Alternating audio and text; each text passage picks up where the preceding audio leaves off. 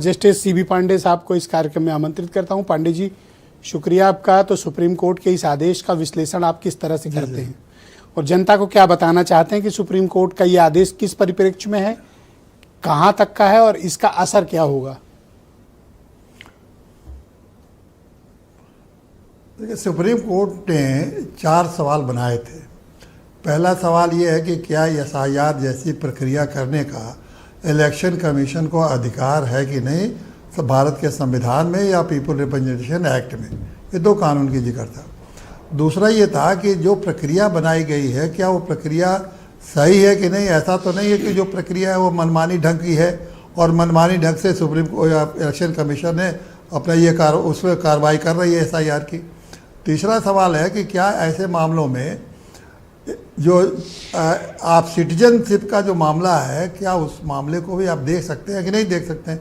क्या election commission को इतना पावर है कि किसी के सिटीजनशिप को सही या गलत कहे। तो ये मुख्य रूप से ये 3 बातें थी। तो तीनों बातों का सुप्रीम कोर्ट ने बड़े विस्तार से इसमें विचार करके प्रश्न वाइज, जैसे प्रश्न एक प्रश्न है उसका उत्तर, फिर दूसरे प्रश्न का उत्तर, तीसरे प्रश्न का उत्तर।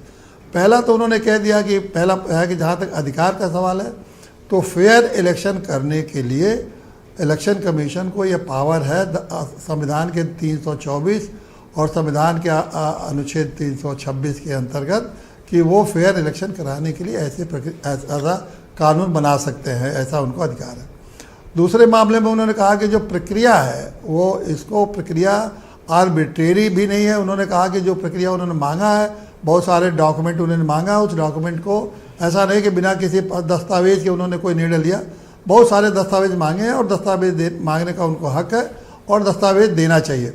अब किसी दस्तावेज के मामले में मेरे मन में 2-3 प्रश्न हैं, लेकिन वो उन्होंने कहा कि दस्तावेज मांग सकते हैं, उसके हिसाब से निर्णय लें।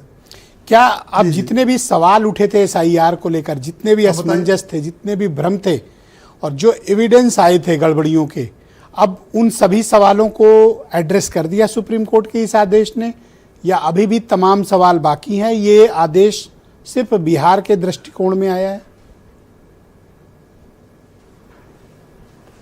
नहीं, ये बिहार के तो संवैधानिक दृष्टिकोण से आया ना, कि संविधान की व्याख्या करके और इलेक्शन कमीशन के अधिकारों की व्याख्या कर दिया है।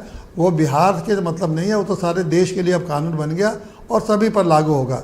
तो सुप्रीम अब इलेक्शन कमीशन को एसआईआर के अंदर ऐसी कार्रवाई करने का पूरा अधिकार है। लेकिन हर बार में जो भी कानून जो भी बने, लेकिन हमेशा ये न्यायालय के पास या सभी नागरिकों का अधिकार है कि उस कानून को जिस ढंग से लागू किया जा रहा है उस ढंग से कहीं ऐसा तो नहीं है कि मनमानी ढंग से किया जा रहा है, मैलाफाइडी ढंग से किया जा रहा है या किसी खास उद्देश्य को छिपा के किया जा रहा है। तो ये तो हमेशा खुला रहेगा और उसकी चुनौती तो हमेशा दी जा सकती है। बहुत धन्यवाद सर। देखिए, सवाल ये कि वो जो सारी बातें हैं आप उस फोरम पर आप चुनौती वही दे सकते हैं कि व्यक्तिगत मामले की चुनौती जब वो दे सकते हैं आप। जी।